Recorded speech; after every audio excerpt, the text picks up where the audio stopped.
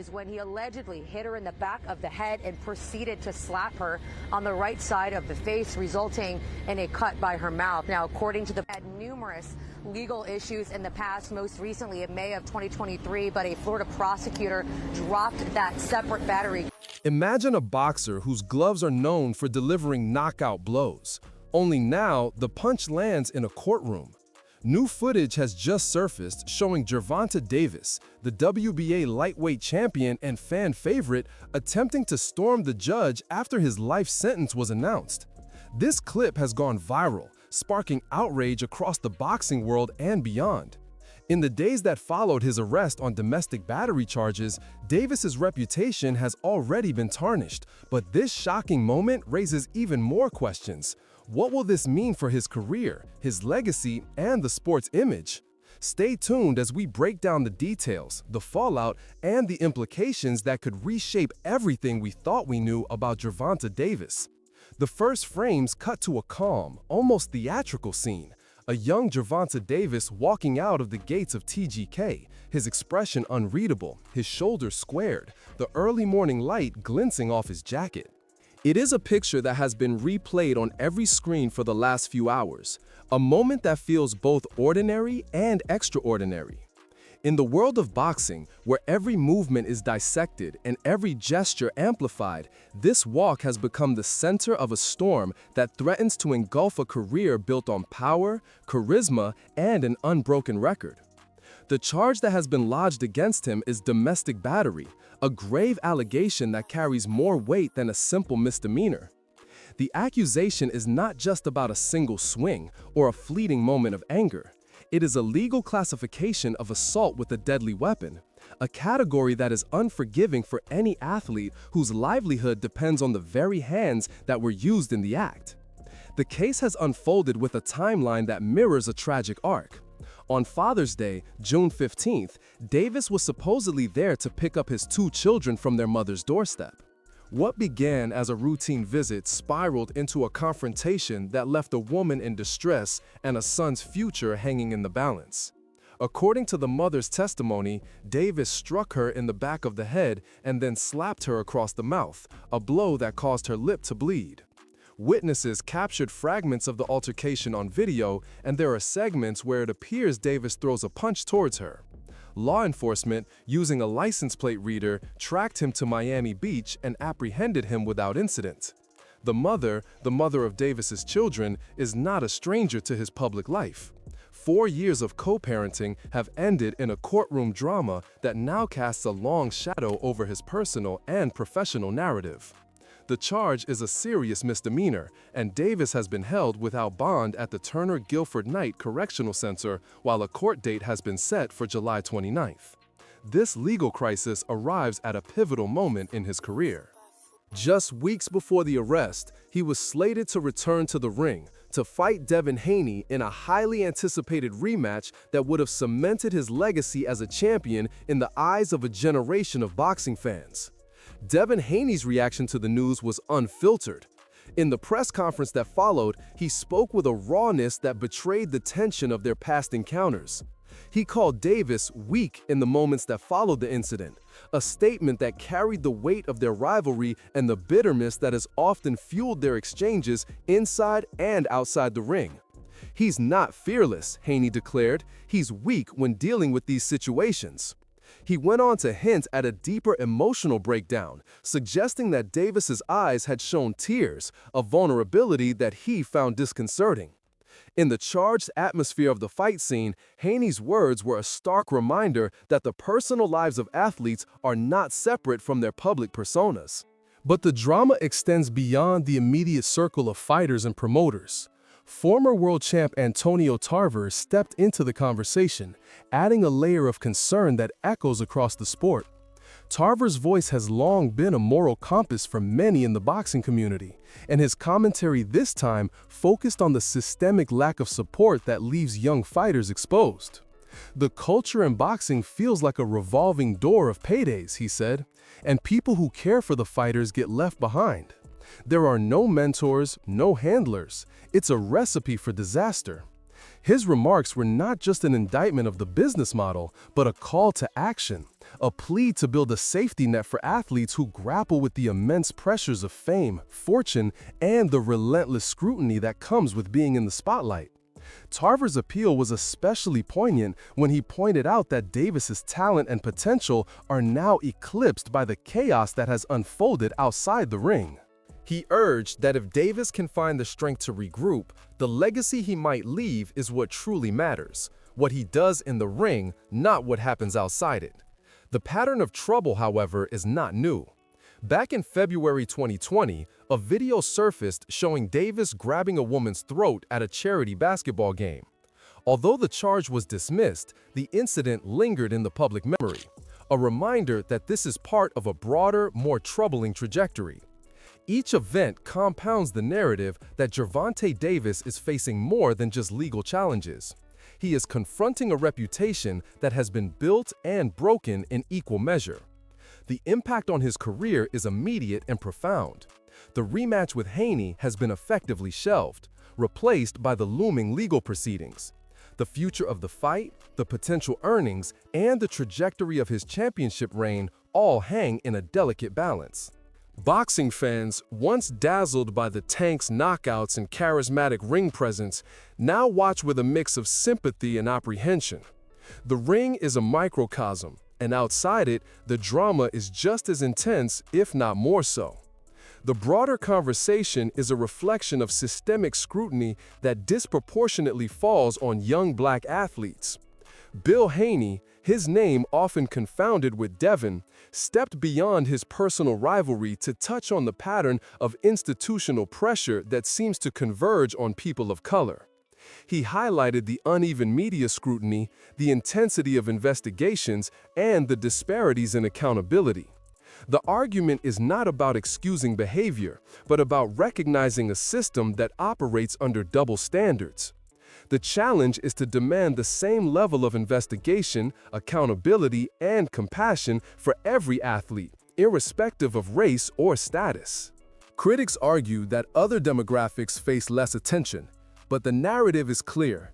The intersection of race, fame, and athletic expectation creates a unique and often harsher landscape. As the courts prepare to hear the case and the world watches, the question remains: can Gervonta Davis salvage his career? Can he navigate a path that reconciles his professional ambitions with the responsibilities that come with fatherhood and public scrutiny? The fight will ultimately be a test of more than physical endurance. It will be a test of character, resilience, and the ability to rebuild trust in a public arena that has already seen him rise, fall, and perhaps rise again. The outcome will shape not just a single athlete's legacy, but also the narrative of how boxing addresses the complexities of personal conduct, support systems, and the relentless demands placed on those who step into the spotlight. The day the court clerk slid the judge's sentencing notice into Gervonta Davis's hands, the weight of it felt like a stone dragged into a dark tunnel. Davis, who had grown accustomed to the roar of a packed arena, was suddenly thrust into a courtroom where silence measured time. The sentence, an imposed period of community service, mandatory counseling, and a prohibition from any public speaking about the matter, was the first brick in a wall that could potentially block his path to the ring. Yet the judge's words had another, subtler impact.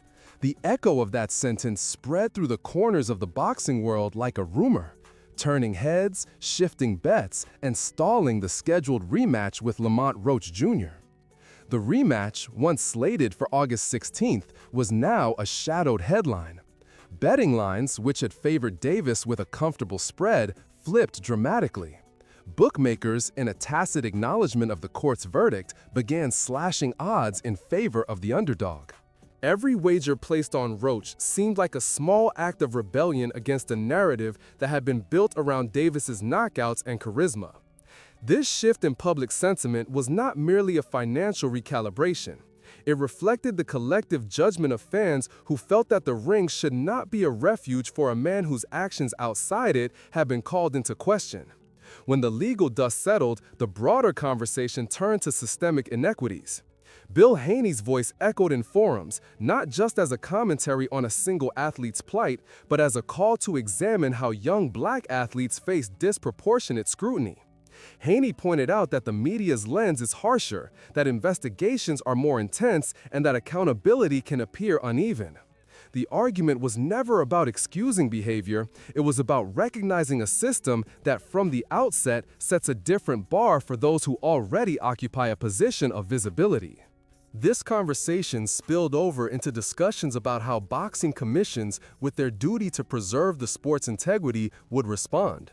The United States Boxing Commissions, for instance, would not be hesitant to suspend a license until the legal process is complete, a move that is both protective and punitive, reinforcing the idea that the sport demands discipline and respect. Amid this turmoil, voices of encouragement emerged.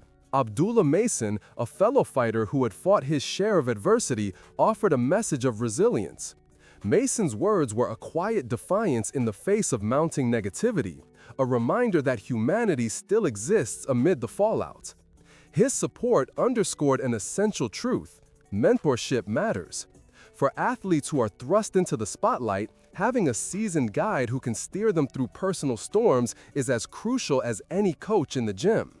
The narrative of Davis, however, is not just his own. It serves as a cautionary tale for all young athletes. Success is no longer measured by titles alone. Character, integrity, and the ability to make responsible choices have become inseparable parts of the legacy one leaves behind. The emotional toll on Davis, his family, and the wider boxing community is immeasurable. He was not just battling the weight of a court decision, he was grappling with the erosion of trust from fans, promoters, and sponsors alike. The public's appetite for entertainment had, in part, built a relationship based on performance. Now, the narrative shifted to accountability. Every decision he makes, every action is scrutinized. The stakes are higher than a fight. They reach into the realm of legacy. The sentence, with its community service and counseling requirements, was designed not just to punish, but to rehabilitate, to provide a framework for learning and growth. It offered Davis a path, though difficult, to reconcile his personal conduct with the expectations of a sport that thrives on discipline. Yet, the question remains, can Davis reclaim his place in the boxing world? The rematch with Roach could serve as a turning point. If he were to step into the ring, win, and demonstrate a commitment to change, the narrative might shift from one of downfall to one of redemption. Fans, who have always been the lifeblood of boxing, might see a new chapter unfold, one where the Tank not only delivers power in the ring, but also demonstrates resilience outside it. The support from peers, the pressure from commissions, and the public's desire for accountability converge to create a crucible in which a fighter's character is tested. Beyond the individual, this saga fuels a larger dialogue about how society treats young athletes, especially those of color. The disparity in scrutiny, the speed at which allegations can derail a career, and the challenges of rebuilding reputation all underscore the need for systemic change. It is a conversation that must involve promoters, governing bodies, media, and the athletes themselves. It requires a reevaluation of how success is defined and how support structures can be strengthened to help fighters navigate the complex terrain of fame, responsibility, and personal conduct. The world of boxing watches this unfolding story with a mix of apprehension and hope. The next court date, the upcoming fight cards, and the actions taken by the commissions will shape the narrative. For Gervonta Davis, each choice now carries the weight of more than a single bout. It is an opportunity to redefine what it means to be a champion, not just in the ring, but in the community he represents. Whether the path forward leads to a triumphant comeback or a cautionary tale, the impact of his journey will resonate far beyond the ropes. The story of the Tank will be measured not solely by the number of victories, but by the lessons learned and the legacy forged in the aftermath of adversity. The moment the clip of Gervonta Davis leaping toward the judge's bench exploded across every platform, the ring's echo turned into a roar of disbelief. In that instant, the public's focus shifted from the courtroom's verdict to the visceral reality of a fighter's temper flaring under scrutiny. The footage captured Davis, his gloves barely closed, eyes locked on the figure whose decision had altered his trajectory.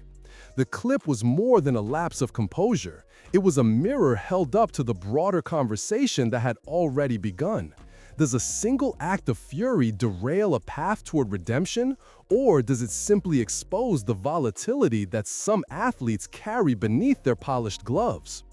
This new visual evidence amplifies the weight of the earlier allegations, reminding everyone that the line between a momentary flare and a sustained pattern can be razor thin. It is easy to dismiss a single incident as an overreaction, especially when it comes from someone whose career hangs in the balance. Yet, the repeated references to community service, counseling, and a second chance plan create a backdrop against which this footage gains gravity. Sponsors, networks, and the governing bodies, all wary of association with scandal, must now confront the dissonance between the promise of rehabilitation and the reality of a fighter's uncontrolled rage. The image does not just question Davis, it questions the entire ecosystem that rewards performance while demanding character, and whether the system can truly support a turnaround when the temptation of the spotlight remains unrelenting. Against this backdrop, voices like Bernard Hopkins offer a nuanced lens.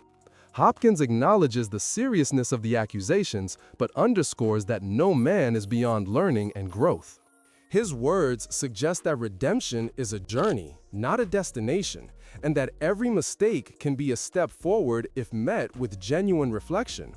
This sentiment is echoed by Antonio Tarver, who speaks to the unique psychological makeup of boxers, a resilience that can turn adversity into a catalyst for greatness. Yet Tarver's remarks also prompt a sober inquiry. At what cost does that resilience come? If the pressure of maintaining a public image eclipses the personal well-being of a fighter, can the triumph over the opponent truly be considered triumph over self? In parallel, the role of family and community emerges as a critical counterweight. The story of Davis's child and the mother's plea for peace highlights the unintended collateral of fame. No headline can fully capture the quiet, everyday stakes, the well-being of a child who may never meet the man who once stood atop the world's most revered boxing platform. When the public discourses pivot to judgment, the private human cost risks becoming a footnote. Thus, the conversation extends beyond the ring to the fabric of society, urging a redefinition of success, one that values character and responsibility as fiercely as it values skill and victory. Meanwhile, the sponsor's wariness is palpable.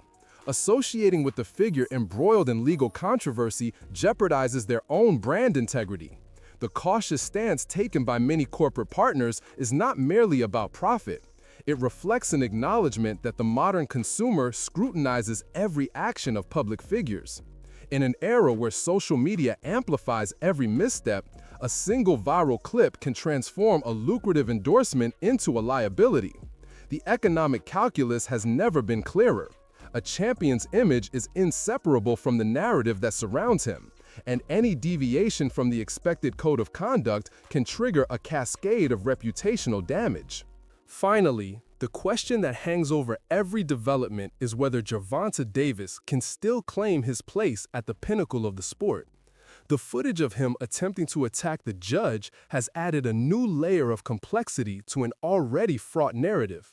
Can he turn this moment of anger into a turning point, channeling the intensity that once propelled him to championship status into a disciplined, accountable future? Or does this incident underscore the risk of a generation of athletes whose emotional maturity is outpaced by the relentless demands of celebrity culture? The ring will soon be a stage for another test, whether the fight card that follows will prove that his talent can outshine the drama, or whether the weight of public expectation will crush his potential. What unfolds next will not only define Davis's personal legacy, but also echo across the broader discourse about accountability in sports. If he can demonstrate that he has internalized the lessons of this turbulent chapter, re-engage with community work, and perform with the focus his fans once trusted, then his story may shift from cautionary to redemptive. Conversely, if the pattern of unchecked aggression persists, it may cement his status as a fallen hero, a cautionary tale about how fame, fortune, and responsibility can collide. The narrative is still in motion, and each decision he makes will reverberate far beyond the ropes. The moment the video hit the internet, it didn't just ignite a frenzy of outrage, it forced a deeper look at the pressure cooker that is professional boxing. When a champion, whose hands have cut headlines and whose name is emblazoned on every billboard, turns on a judge, the narrative shifts from a simple act of violence to a question of character. The footage, raw and unedited, shows Gervonta Davis flailing, the anger boiling over, the world's attention frozen on a single, jarring frame. Yet beyond that single instant lies a broader story of a man caught between the intoxicating spotlight and the crushing responsibility that follows. But conversation surrounding Davis has always been framed by his talent. He is a fighter who moves faster than a flash, who punches with a precision that can make even seasoned veterans feel the sting of his speed. That prowess, however, is not without its costs. The ring is a place where emotional energy is high, where the line between controlled aggression and uncontrolled fury can blur. Davis's outburst is a stark illustration of what happens when that line is crossed. It begs the question, can the intensity that propelled him to championship status be channeled into disciplined performance, or does it reveal an undercurrent of volatility that threatens his legacy? This debate is not confined to the ring or the commentators' panels. It spills into the arena of public perception. In an age where every misstep can be amplified across social media platforms, a single viral clip can redefine a public figure's image overnight. Sponsors who invest heavily in the athlete's brand are acutely aware of this dynamic. Their hesitation to associate with a fighter mired in controversy is more than a financial calculation. It is a protective measure for their own reputations. Brands have grown wary of the reputational risk tied to the celebrity culture that magnifies every action, good or bad, into a narrative that can either uplift or destroy. The impact on family and community is another layer that often goes unseen. The brief mention of Davis's child and the mother's plea for peace is not just a footnote. It represents the ripple effect of fame on ordinary lives. A champion's personal struggles and public missteps do not stay within the boundaries of the boxing world. They seep into the everyday reality of those who love, support, or simply observe from the sidelines. The public discourse, when it swallows the headlines, tends to overlook the quiet, private consequences for those who cannot speak up. The child, who may never meet the man who once stood atop the world's most revered boxing platform, is a stark reminder that the sport's grand spectacle often masks a more intimate human drama. Moreover, the internal psychological dynamics of a boxer, as Antonio Tarver once highlighted, revolves around a resilience that can turn adversity into a catalyst for greatness. Yet, that same resilience can become a double-edged sword if the pressure of maintaining a public persona eclipses personal well-being. Davis's case is emblematic. His mental state, the relentless scrutiny, and the ever-present expectation of flawless conduct can push an athlete toward a breaking point. The question becomes whether the resilience he once wielded against external odds can now be harnessed against his own internal battles. The narrative of redemption or downfall hinges on the next steps. A champion's journey is not just about the victories in the ring. It is equally about the choices made outside it. Davis has a path that could transform the narrative from cautionary to redemptive. By engaging in community work, demonstrating accountability, and showing emotional maturity, he can reclaim the narrative. He could leverage his platform to address the very issues that have contributed to his fall: mental health support, conflict resolution, and the weight of celebrity. If he does, the story could shift from that of a fallen hero to that of a man who confronted his demons and emerged stronger. Alternatively, if the pattern of unchecked aggression persists, it could seal his legacy as a cautionary tale. The same traits that once propelled him to the apex, his relentless drive, his unyielding focus, could become his undoing. The sport's broader discourse on accountability would be reflected in his personal trajectory. The ring will soon be the stage for another test. Whether the fight card that follows will prove that his talent can outshine the drama, or whether the weight of public expectation will crush his potential. In the days that follow, the narrative will be shaped by a mosaic of reactions. The responses from his team, his trainers, his legal counsel, and the community at large. The decisions he makes, whether to apologize, to engage in counseling, to step back from the ring, will ripple beyond the ropes, affecting how fans, sponsors, and regulators view him. The conversation will also touch on how the sport can better support athletes in managing fame and pressure. The broader discourse about accountability in sports will find a new, tangible example in Davis's case, one that may influence policy changes, mental health initiatives, and public education efforts. Ultimately, the story is still unfolding, and each choice will echo far beyond the ring. Whether Davis can channel his aggression into disciplined focus, whether he can reconnect with the community that supports him, and whether he can transform the viral moment into a catalyst for change will determine not only his personal legacy, but also the future of how society perceives, supports, and holds accountable the athletes who occupy the public spotlight. The narrative remains alive, and the next chapters will decide whether the ring remains a place of triumph or a space for redemption. In the days that follow, the narrative will be shaped by a mosaic of reactions. How Davis's team, his trainers, his legal counsel, and the community at large respond to the unfolding events, and by his own personal choices. Whether he steps back from the ring to pursue rehabilitation, whether he uses his platform to foster discussion about mental health and accountability, or whether he continues to act out in ways that confirm a pattern of aggression. Each decision he makes will reverberate far beyond the ropes, influencing fans, sponsors, regulators, and the broader sports community. The story still feels open, but one thing is certain. Whatever path Davis chooses next will be the defining moment that ultimately determines whether his legacy becomes a cautionary tale of celebrity culture excess or a powerful testament to redemption and the resilience that the sport and society so desperately needs.